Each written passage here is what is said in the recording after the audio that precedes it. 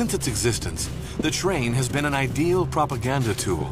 On all continents, monarchs, presidents, and dictators have all wanted their own train to crisscross countries, promote their policies, and meet the people. In the 1930s, in Germany, as Chancellor, Hitler decided that he too needed an exceptional train to match his power. It would be a Titan pulled by 2 locomotives, protected by anti-aircraft batteries. On board, men mobilized for war, private bodyguards, railway police, and officers of the German army. Its name, somewhat ironically, Führersonderzug Amerika, the Führer's special train, Amerika. A steel beast of 1,200 tons, 430 meters long, with state-of-the-art cars equipped with the highest technology of the day. It was an Air Force One before its time, a veritable Nazi fortress on rail. The 20mm guns had an upwards ground range of up to 4.7 kilometers. The Führersonderzug is the best equipped mobile headquarters in the world at that time, the very best.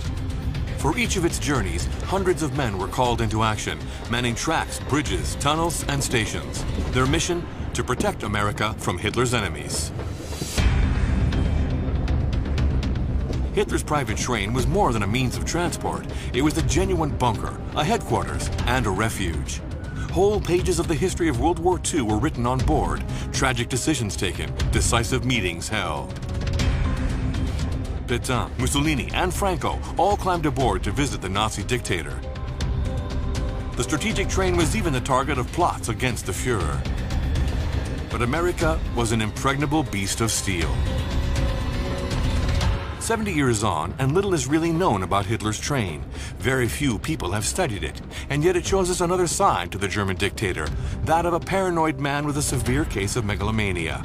We went back in time to learn more. How was this steel beast designed? What railway megastructures were built to ensure its security? So these are absolutely enormous, 480-meter long tunnels, 20 meters high. How is life organized on board? Why was nothing or nobody able to attack America? And what does the train teach us about Hitler? We went to Germany to film what remains of other Nazi special trains with their luxury cars. We found the last surviving archives. We retraced the routes the Führer traveled as we tried to uncover the secrets of the steel beast. Now join us on board Amerika, Hitler's private train.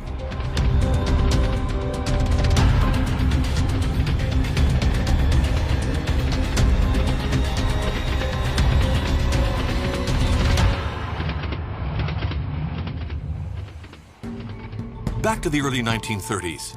Hitler was head of a political party, the NSDAP, the Nazi party, which was on the rise. On January 30th, 1933, Hitler was elected Chancellor of Germany, and he took the reins of power. He was a modern politician who won over large crowds. He knew how to reach out to people, with his appearance and his speeches, which he belted out with fury, possessed with his own ideas. But he had another asset. He understood that to reach the people, he had to go out to meet them. So in the early 1930s, before any other politicians of the day, Hitler became aware of the importance of travel, and he crisscrossed all Germany during his political campaigns. Hitler likes to be seen at this time. He feels history is behind him, the German people are largely behind him, so he is happy to show himself quite often. As a fan of modernity, technology, and power, Hitler wanted to be able to move fast all the time. At the time, another European dictator had his own private train, Benito Mussolini. In 1937, Hitler commissioned the Deutsche Reichsbahn, the German railroad company, to conduct a special train for him. After 2 years of design and manufacture, it left the factory in August 1939. It was named Amerika. To Hitler, America represented the annihilation of the Indians. He was fascinated by this land of conquest. Hitler planned to conquer all Europe and annihilate all those who weren't Aryans. And his train matched his ambitions, almighty. It traveled at speeds up to 120 kilometers per hour. Each car weighed at least 60 tons. This steel beast was a very high-performance tool. Like in a fixed headquarters, a bunker, America ensured Hitler's security, allowed him to be surrounded by his teams on journeys, to be mobile on all fronts, and to remain reachable at all times, something which cars and planes were unable to provide. It was a kind of Air Force One before its time, crammed with high technology. A very impressive train to look at. I wouldn't call it scary, I would call it impressive, with its austerity and its total lack of fancy trimmings. Hitler used his train to show he was close to the people. He was greeted by crowds, but each outing was strictly organized and highly securitized. But one of the things the bodyguards become very concerned about, particularly with the train, is when the train pulls in at stations, often mobs of people will stampede to the train, like it's a rock star arriving, trying to touch Hitler, to shake his hand, and somebody could have thrown a hand grenade into the train or even pulled him physically out of a window. Anything could have happened. So it becomes increasingly obvious that Hitler does require some kind of special train which will be cut off from the public and indeed from the military as well.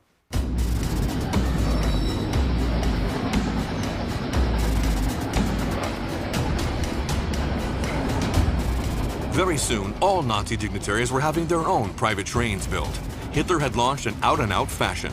Dieser Hitlerzug hat bewirkt, Hitler's train made all the other bigwigs of the Third Reich, men like Goering, the head of the Luftwaffe, Himmler, the head of the SS, want their own private train to take them all over the country.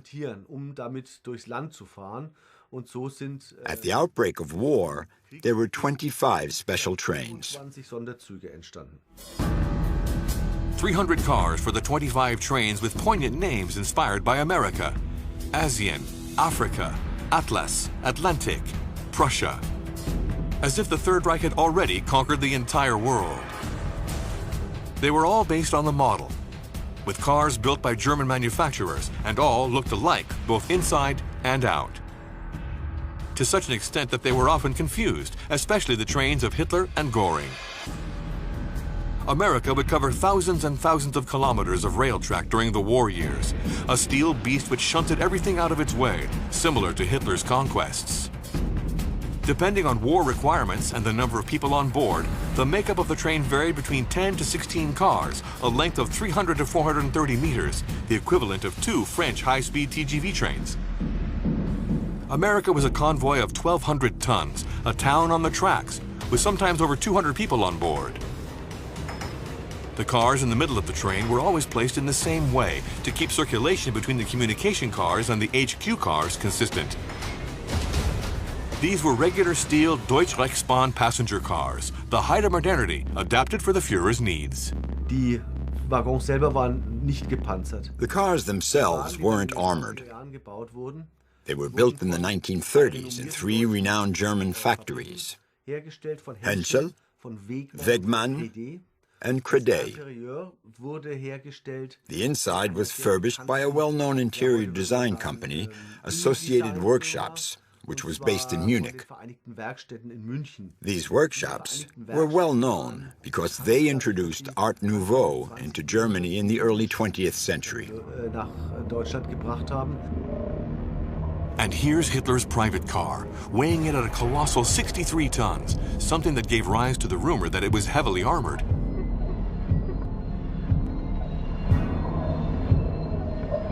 But the truth is even more surprising. Hitler had a 100% marble bathroom installed, with a reinforced concrete subfloor to support the considerable extra weight. What's more, like in all the cars, there was a heating and air conditioning system, very rare for the time, which allowed the Führer to regulate the ambient temperature. The highest technology even for daily life. This car was the third from the front, just after the first baggage car. You entered via an antechamber, permanently guarded by 2 soldiers. The fairly simple living area, with its large table and comfortable armchairs in the middle, had veined mahogany walls. Hitler's apartment consisted of a bedroom with a single bed. His famous bathroom had a bathtub and gold-plated faucets. Next came 3 guest rooms and a washroom. 2 soldiers also kept permanent guard at the rear end of the car. Letztlich war dieser Stil, der hier in diesen Basically, the style we see here in the lounge car was fairly middle class, old-fashioned middle class. Most of the features have a relatively functional design. There's very little decoration or ornamentation. Dekor und wenig Ornamentik. He believed luxury belonged to the state. As a man, he liked sobriety, a degree of austerity even.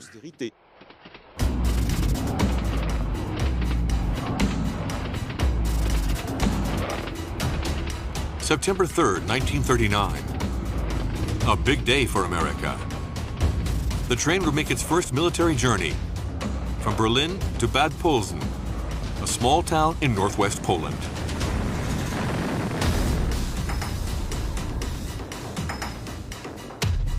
Hitler had just started World War II by invading Poland. The world entered into armed conflict, the biggest mankind had ever known, one of the darkest pages in our history. 62 million men, women, and children would lose their lives. And it was on board this train that the fate of Poland and the rest of the world would be decided. Hitler had made it his new military headquarters. Mobile and impressive, it would now escort the Führer to all fronts.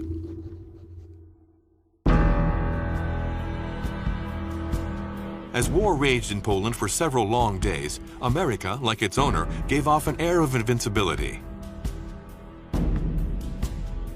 From the train, Hitler dictated his military strategy. Over the coming days, it will become a kind of second home, shared by high-ranking Nazi dignitaries, but also by secretaries, cooks, Hitler's private bodyguards, his doctor, train drivers and engineers, and of course, the soldiers who manned the anti-aircraft batteries. A whole Nazi ant nest came to life. So Hitler has a very large staff of adjutants. He has valets looking after his every need, dressing him, providing clean clothes.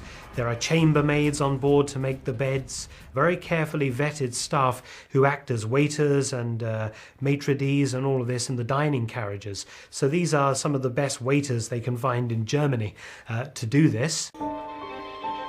The train offered unexpected commodities, a touch of luxury at the height of war, like the car entirely dedicated to bathing with its hairdresser, a refined area enjoyed by Hitler and his prestigious guests. It was presented to the Führer by the Reichsbahn for his 50th birthday on April 20th, 1939. The marble and the 11,200-liter water tank made the car extremely heavy at 78 tons. It was the 9th car from the front, just after the guest sleeper car. The first room, isolated from the asbestos, was fitted with 2 2,000-liter water tanks. Then a small dressing room, followed by 5 bathrooms, 2 of which had bathtubs in marble and enameled steel. Hitler shaved himself, but his private barber cut his hair every 2 weeks in the hairdressing suite. Finally, 3 shower cabins in marble and a washroom. The bathroom facilities were, of course, state-of-the-art, the very best shower baths. Hitler was somebody who enjoyed those aspects of his life, very much so. Hitler's days started fairly late, around 10 o'clock, when he would go to the command post for discussions with the head of strategic operations. He would be updated on the morning's progress. He gave few orders. He mostly observed and let the teams get on with their work. The only demand he made was no smoking. You have to imagine life on board as something that reflected the train's master, extremely austere and essentially dedicated to work. He was a man who was always in his dynamic of power. America was a genuine haven of peace as it weaved its way across northern Poland in September 1939, taking Hitler to support his army as it advanced in the noise and fury of the Blitzkrieg, the Lightning War. Poland was attacked from every possible side, and it shared many of its borders with Germany. The German army managed to cross all of these borders. Hitler would immediately organize the occupation of Poland in an extremely cruel way for the Polish people. He wanted to show them that their homeland would be Germanized and become part of the Reich. The Soviet Union, with which the Germans had signed a non-aggression pact in August 1939, invaded the western part of Poland on September 17th. The country was on its knees and surrendered on October 6th, 5 weeks after the outbreak of war. Hitler's dream was coming true before his very eyes, the creation of a great German empire. With the conquest of Poland achieved, Hitler returned to the Chancellery in Berlin, while America, as always, was parked up in a highly guarded zone at Tempelhof Airport, just outside the capital. The Nazis were obsessive about security. To ensure it, a meticulous system of logistics was put in place.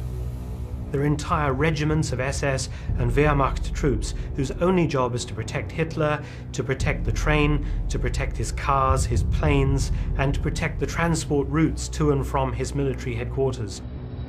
The train itself has to undergo a very thorough security check, including with sniffer dogs for explosives.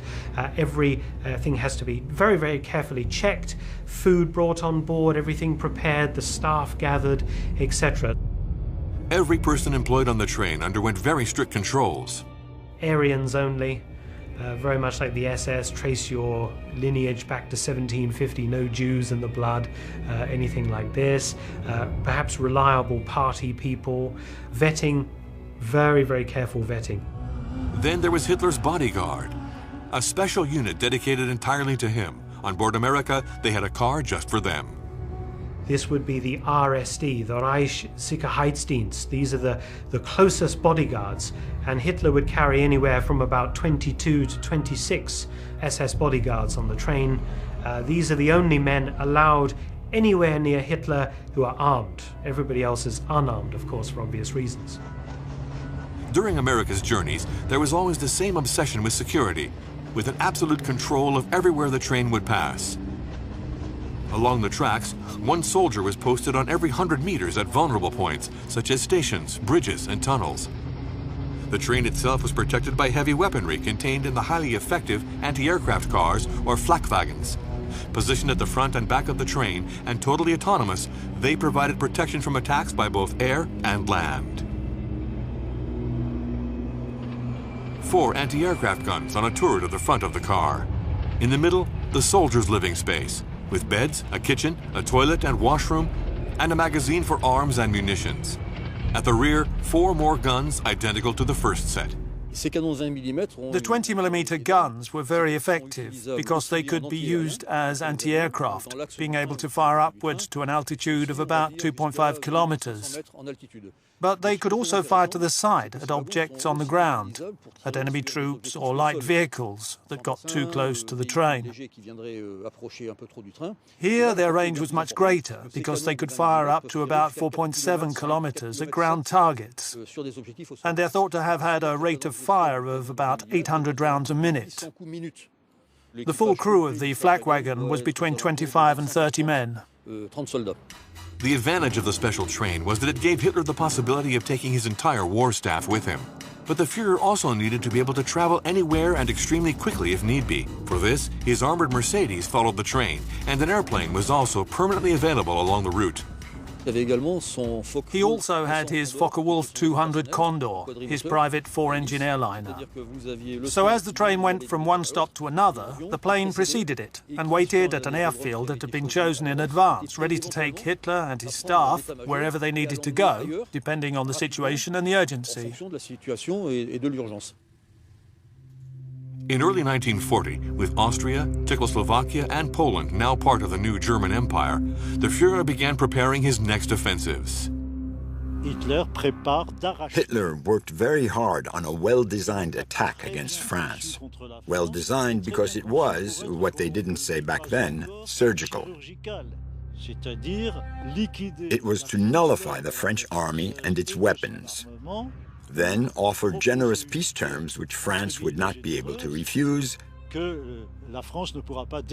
because it had been disarmed in the early encounters, which had been well calculated by Hitler.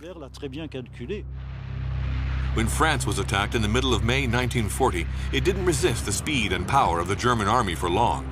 It laid down its arms 4 weeks later. All of Western Europe was now under the yoke of Nazism and fascism. Only Britain stood firm. On June 22, 1940, it was in a train that Hitler accepted the surrender of France. In a spirit of pure vengeance, the Führer demanded it be signed in the Rotonde clearing in Compiègne. In the same car, the armistice of 1918 had been signed. Hitler's choice of place was far from neutral and far from innocent. It was a way of telling France that the chapter in which the Second Reich had capitulated lamentably in 1918 was now closed, and that the Third Reich had now made up for this insult.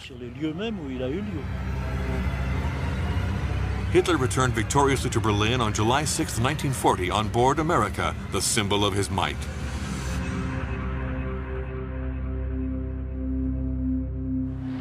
A gigantic crowd gave him a hero's welcome. It would be the last time he mingled with the public. He had enormous fears about his own security, and he may have had fears that public fervor was waning. And he needed this public fervor. It had given him a backbone of steel and immense confidence in the 1930s. So he decided not to take any risks with crowds that might not be as accommodating to him. The general public slowly are pushed further and further away from the physical being of Hitler. And of course, this is good in many ways because it channels into the whole idea of Hitler being this kind of godlike figure, that he is not down amongst his people. He is a cult of personality figure removed from the ordinary German citizens.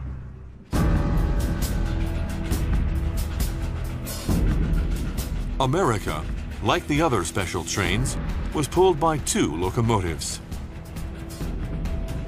It wasn't because of the weight of the train. It was more of a guarantee that if one of the locomotives were to break down, the other one could continue the journey. But a steam locomotive needed about 8 hours of preparation before it was ready to roll. Coal had to be fed into the hearth and fired to heat the 27,000 liters of water in the boiler and bring it up to pressure. The autonomy of a steam locomotive was 250, 300 kilometers at the most. You couldn't get from Paris to Marseille with just one locomotive.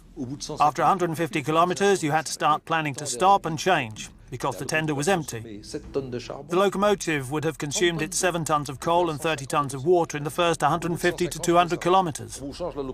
After that, you had to stop.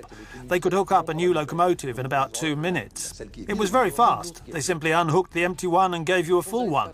So for Paris to Marseille, you needed 10 to 15 locomotives. When the Orient Express went from Paris to Istanbul, it needed 30 or so locomotives. So the steam locomotive was a kind of traction relay, a bit like the old-fashioned postal service, where you changed your team of horses every 30 kilometers or so. Amerika was no exception to this rule. On a 1,000-kilometer journey, like Berlin to Paris, for example, the 2 locomotives had to be changed at least 4 times. For the French track gauge, they were supplied by the SNCF, the French National Railway. All through the existence of Hitler's train, all types of electric and steam locomotives were used. The most notable was the famous BR-52, the war locomotive, which appeared in 1942. The BR-52, nicknamed the Kriegslok, war loco, reinvented manufacturing methods because it was extremely simple. It was soldered together. There was no riveting, which is a very costly process. So there were no more rivets studding the boiler. It was a completely smooth cylinder. It was much lighter, as everything not considered totally useful was stripped away, so it was very light, but very muscular. The BR-52 was the perfect wartime locomotive. It was assembled quickly, required few expensive raw materials, and little manual labor. In all, it made savings of 26 tons of materials and 6,000 man-hours of work. It wasn't only built in Germany, but in all occupied countries. There are models made at Coqueril in Belgium, at Batignolles-Châtillon in Nantes, and at Schneider in Le Creusot and Paris. For example, Skoda in Czechoslovakia. And companies in Alsace also built these war locomotives. They were built in 17 different countries, in occupied countries or in those which used them after the war. In the end, 6,285 war locomotives were built, which is a huge number. It was most probably the largest series of steam locomotives ever built.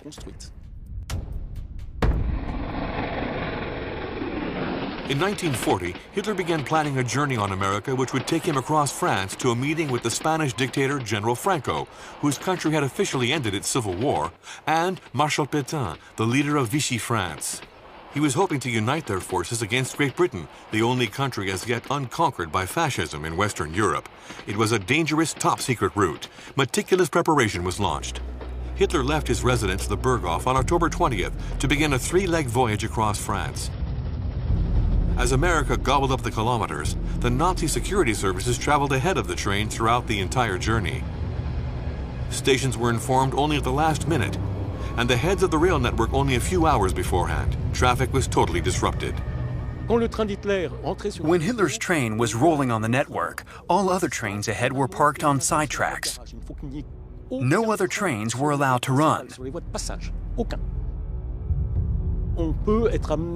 French railroad workers were even consigned to their work buildings, so they wouldn't be on the platform when the train passed. And all the tracks and bridges were checked to make sure there weren't any explosive devices that could derail the train. In the stations, all documentation produced and used during the journey, even the most banal service notes, were destroyed at the end of each day. Nobody was allowed to know where America had been or where it was going. Plus, the security services had also put in place an extremely effective idea. And so what they would do, some officials would run a train that looks quite similar to Hitler's train. Large express train with Pullman carriages. This would be run ahead of Hitler's train along the route that Hitler's train was going to take. So it would run about 20 or 30 minutes ahead. The idea being to trip any attack that was likely to happen. The people would attack that train rather than Hitler's train coming behind. And also sometimes there was another ghost train following behind Hitler's train, so you could be pretty confused which one to attack. Hitler, en route for Hendaye on the border with Spain, made a first stop to meet with Pierre Laval, the then vice president of the Vichy Council, to prepare for the future meeting with Pétain. The meeting had to remain top secret and highly securitized. The ideal place had to be found between Paris and Hendaye, a place where nobody was expecting Hitler to turn up. It was to be the small town of Montoire-sur-le-Loire, where Hitler would arrive on October 22nd on board America. He was preceded by the special train of von Ribbentrop, the German Minister of Foreign Affairs. The town of 4,000 inhabitants had been carefully chosen by the Führer's staff. The station was on a line some way off the main Paris-Hendaye line, and it was also close to a tunnel. The train would only have 3 kilometers to go to reach the safety of the tunnel. When you were on a passenger train during the war, even Hitler, it was like being on the open road and exposed to all kinds of danger. The locomotives were kept at pressure so that the train could immediately depart for the tunnel, which shows how distrustful Hitler was and how concerned he was about his own security. He was convinced that the British, and later the Americans and Soviets, only dreamed of one thing: to kill him in order to end the war. Since the beginning of the month, the small town had been under pressure. There were rumors, then more rumors, as 500 German soldiers began arriving in town. And silence gradually fell on that October 22nd of 1940. The town was under very high security, with lines of sentries posted all around the station and German planes standing by for air surveillance. There were also soldiers placed at regular intervals between the station and the tunnel. One soldier every 20 meters for a 3-kilometer section of track equals 150 men, which is a huge number. All the access roads in and out of the town were blocked off. and there was a team constantly monitoring the post office's lines of communication, ready to cut them off if need be. The town was literally under siege. People living close to the station were consigned to their homes, with shutters closed and the electricity cut off. Nobody could witness or know about Hitler's imminent arrival on Amerika, which would stop at Platform 3 at 6:34 p.m. Pierre Laval arrived around 7 p.m. Hitler received him, accompanied by von Ribbentrop and the interpreter Paul Schmidt. The discussion was brief, about 45 minutes, just a few diplomatic preparations to ensure that Pétain agreed to meet with the Führer in 2 days' time. Hitler's special train, preceded by von Ribbentrop's, left Montoire during the night and reached Hendaye early in the afternoon of October 23rd for the meeting with the Spanish dictator. The Secret Service were experts at creating red herrings. They'd report a train arriving one day. Oh no, it's 2 trains. Actually, it's not that day. They dissimulated as much as possible so that people knew as little as possible. There were also guards in all the stations, and possibly all along the forests of Les Landes. And then there was the problem of the track gauge. The Spanish gauge was 1.76 meters, as opposed to the French 1.44 meters. And so the 2 trains were blocked in Hendaye station. It was impossible to go any further. Franco arrived slightly late. He boarded Amerika and headed straight to Hitler's living room car for a meeting that would last 9 hours. But the meeting came to nothing. Franco had no intention of lining up Spain alongside Germany's forces, and Hitler did not insist, either clearly or firmly. The train set off from Montoire during the night of October 24th for the long-awaited meeting with Marshal Pétain. While the town center had regained a semblance of calm, the Germans made themselves busy. The station, a little away from the town center, was once again sealed off. The soldiers were on alert, air defenses at the ready. Once again, the world seemed to stop in this heavy atmosphere. Nothing filtered out about what was about to happen. Montoire had no idea that its future would be forever marked by the next few hours. Hitler's train arrived at 3:29 p.m. and stopped at Platform 3. Fog came in, and at 6 p.m., the French head of state, Marshal Pétain, arrived in his car with Pierre Laval. Hitler waited patiently at the foot of his train, under the shelter between platforms 2 and 3. The meeting between Hitler and Pétain was sealed with the famous, all too famous, handshake. Accompanied by von Ribbentrop, Paul Schmidt, and Pierre Laval, the Führer and Pétain settled down in the living room car. A 2-hour meeting laid the foundations for a French-German collaboration, validated a few days later by Pétain during his fateful speech of October 30th, 1940. C'est dans l'honneur et pour maintenir l'unité française, une unité de 10 siècles, dans le cadre d'une activité constructive du nouvel ordre européen, que j'entre aujourd'hui dans la voie de la collaboration. Amerika left Montoire that same evening, heading back to Munich. Hitler learned that Mussolini was planning to invade Greece. He hurried to Florence to dissuade him, but arrived too late. Since 8 o'clock in the morning, Italian troops had landed on the Greek peninsula.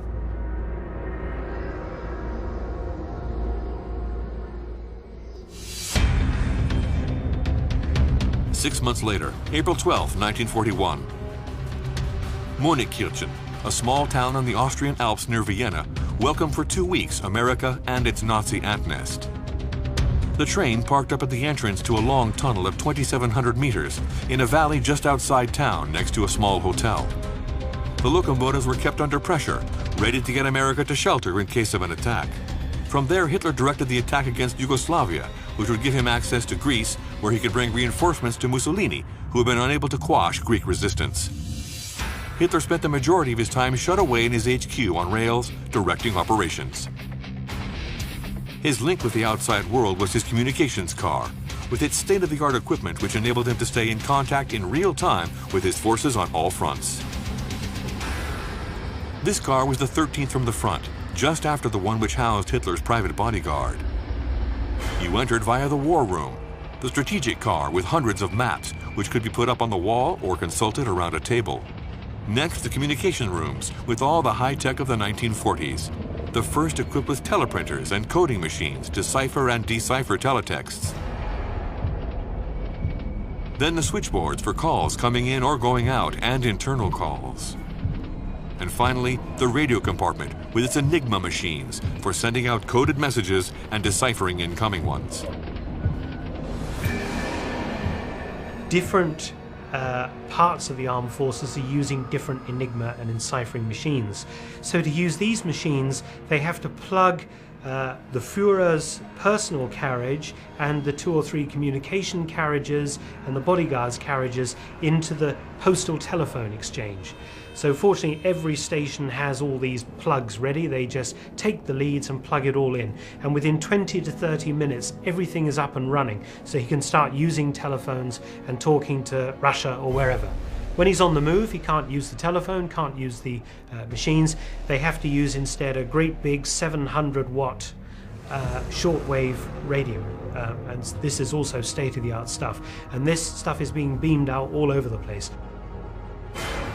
Hitler broke with the monotony of the campaign on April 20th, 1941, by celebrating his 52nd birthday in this bucolic countryside. During the 2 weeks spent at Munich, he held numerous conferences and diplomatic meetings with the King of Bulgaria, the Regent of Hungary, the Italian Minister of Foreign Affairs, and the German ambassador to Hungary, some of whom also arrived by train. While Hungary, Romania, and Bulgaria were already subjugated, the Third Reich put a stranglehold on Yugoslavia, as it was the gateway to Greece. On April 26, 1941, America left Munich-Kirchen, and the Führer reached the Chancellery in Berlin the following day, the day that Athens capitulated. From May 9, 1941, Hitler relaxed in the fresh air at the Berghof, his private residence in Bavaria, just before sending his country into a battle which would ultimately lead to its defeat, the invasion of Russia. He's very, very proud of this house which he paid for, the royalties of Mein Kampf, his book. And that is where he spends his time with Eva Braun, playing happy families, playing husband and wife, lots of children around, not his own children, the children of the leaders, Bormann and other people.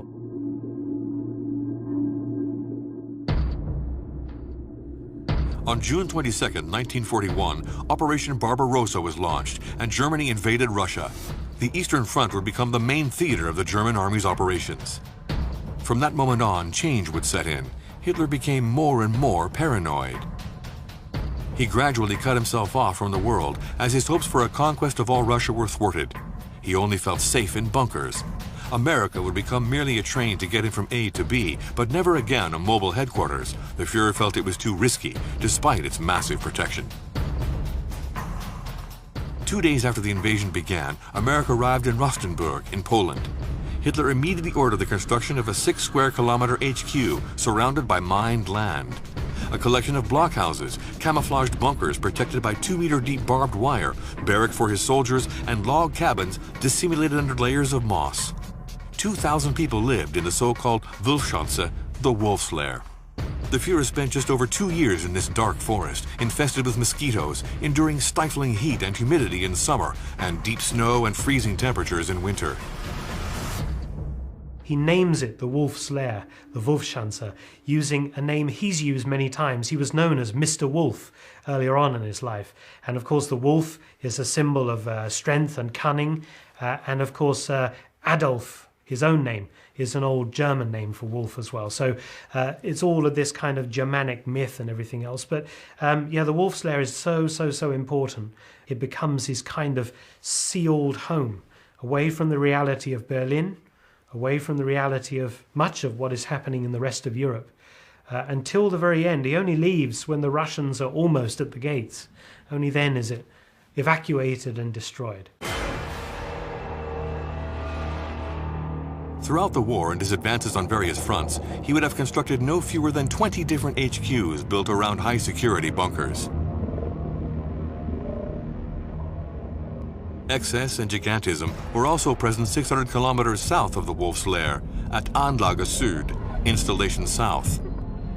2 monumental bunkers some 30 kilometers away, for the purpose of housing special trains, became operational in the summer of 1941.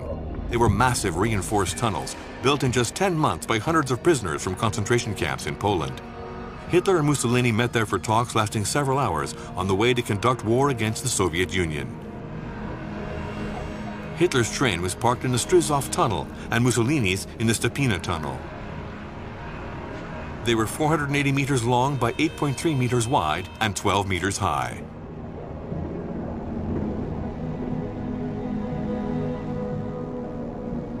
The walls, over 2 meters thick of solid concrete, designed to do one thing, to shunt Hitler's train into a very, very secure location. The idea being that any attack was made on the train, they could seal both ends of the tunnels and literally fight it out until other German forces could arrive and rescue them. Now, the crazy thing is, all this time, effort, and money for 2 meetings only. These tunnels are only used twice in World War II for meetings with Mussolini. It is an absolute joke, but it shows again the paranoia, the level of paranoia surrounding Hitler. Back at the Wolf's Lair, Hitler busily directed operations on the Eastern Front, where blood was being spilled battle after battle. This time, blitzkrieg tactics weren't working. The 4-month invasion plan turned into all-out war until defeat in May 1945. The Red Army began to advance. The German army had reached its limits in terms of men and material. It was finding it harder and harder to reinforce its troops. That's why they brought in laborers from France and other occupied countries to replace as many German factory workers as possible, and to replenish the ranks of the army in Russia, which had suffered terrible losses at the hands of the Soviets. As defeat followed defeat, Hitler became more and more authoritarian and shell-shocked. He was racked with doubts. From the summer of 1941 on, 80% of lives lost by the German army were in the Soviet Union.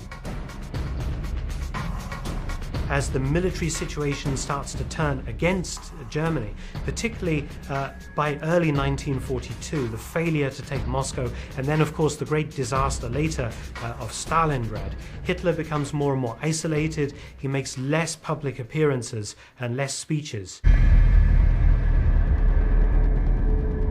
On December 7, 1941, the American naval base in Hawaii, Pearl Harbor, was hit by a surprise attack launched by the Japanese Imperial Fleet.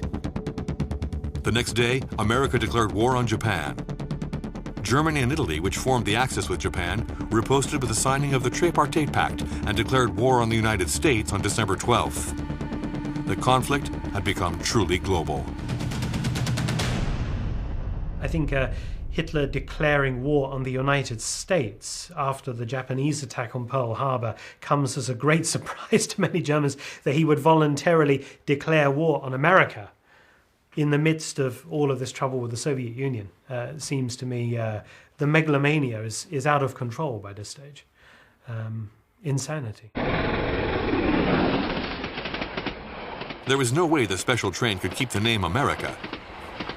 So it was renamed Brandenburg in a return to German roots. Brandenburg, like the heart of Prussia, like the region around Berlin. There had been also an SS division, Brandenburg, which was renowned for being particularly loyal to the Führer. I think that's probably where the name came from, because Brandenburg expressed a particular relationship to Hitler. But as history is filled with twists and turns, it's the generic name Führersonderzug, Führer's special train, which has become most commonly used and fixed in the collective memory.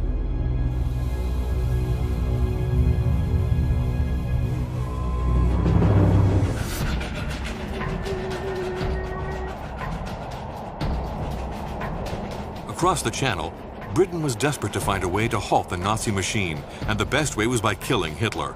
In all, there were 30, some have suggested 40, failed assassination attempts against the Führer since he'd been in power.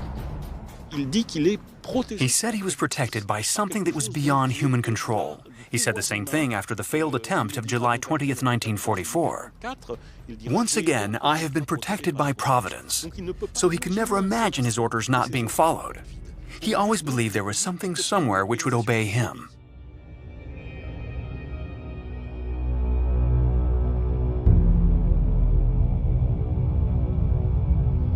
In June 1944, the British Special Operations Executive, SOE, launched Operation Foxley, a top-secret plan which wasn't made public until 1998. The outline was simple: find a way to kill Hitler. Two main ideas were retained by the British agents. The first, to kill Hitler at the Berghof by parachuting in 2 elite snipers. The second, to blow up his train. But how would they get round the surveillance of this impregnable fortress? Several options were studied. Firstly, to derail the train. But this would require precise information regarding where the train was and when. Information seemingly impossible to obtain.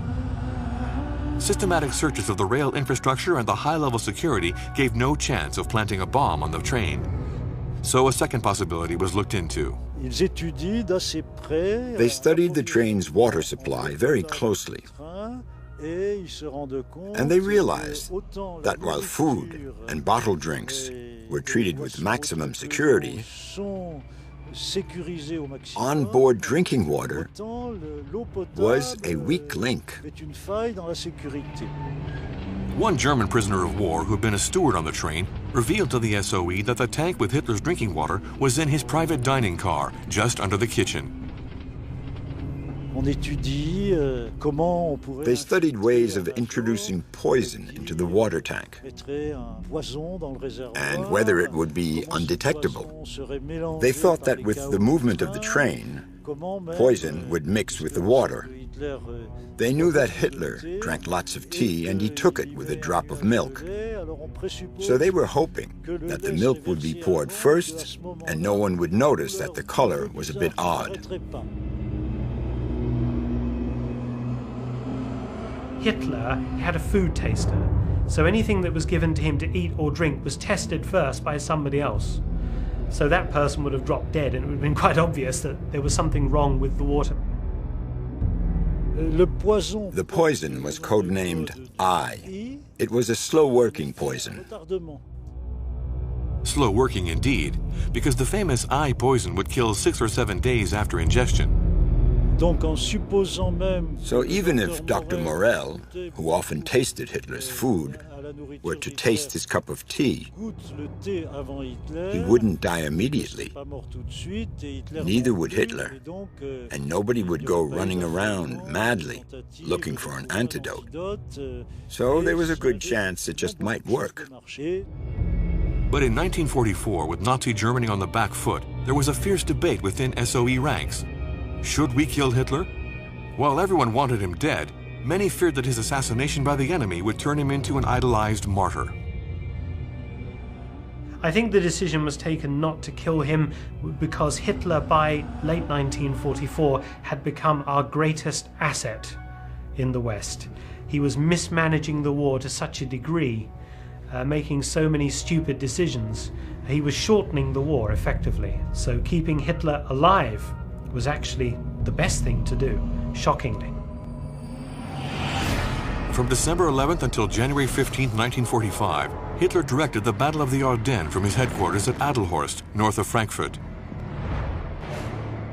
His objectives were grandiose, but as if to give reason to the British SOE, Hitler confirmed his strategic weaknesses, seemed to cut himself off from the world, and moreover, lacked the means to see his ambitions through. The defeat of Germany would be all the more a bitter failure. News arrives midway through the Battle of the Bulge that the Soviets have launched this enormous offensive, gigantic offensive which has destroyed the German army largely in the east, and they are pouring through Poland into East Prussia. Hitler was forced to withdraw to Berlin. He didn't know it yet, but it was to be his last ever journey on board the Führersonderzug, his train which had never been attacked. His train which had taken him rapidly towards a new European order in the early days of war. From the window of his train car, Hitler became aware of the extent of the devastation. Berlin had been bombed to smithereens. It was then that he realized the great new German Empire would never be, that the war was over, that he had lost. It was January 16th, 1945. But despite his capital lying in ruins, he still had a small belief that he should set out to attack. He left the Führersonderzug at the small station of Grunwald to the west of Berlin, which had already seen the special train pass on numerous occasions. But other special trains too, those taking millions, most of them Jews, to the hell of the concentration and extermination camps.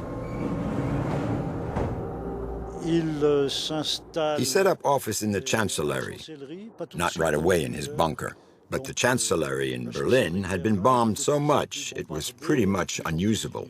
All the windows had been blown out, and this was at the height of winter.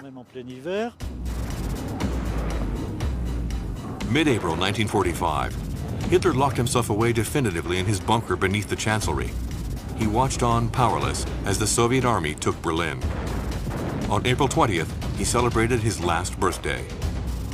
On the 29th, he married his companion, Eva Braun. During the night, he dictated his political testament. And the next day, at 3:15 p.m., he and his new bride committed suicide in their bedroom. Their bodies would be doused with gasoline and burned. The following week, on the edge of a ravine in Malnitz, the fate of the Führer's private saloon car lay in the hands of the SS. It was May 7th, 1945. The time, 3 p.m. The SS decided to blow up Hitler's private car, so they filled the inside with gasoline, planted dynamite and grenades, set it alight, and the whole thing blew up. The Nazis didn't want this highly symbolic car to fall into the hands of allies to be displayed as a trophy of war in Paris, London, New York, or Moscow. Not a single piece of Hitler's private car should survive. It all had to burn into thin air.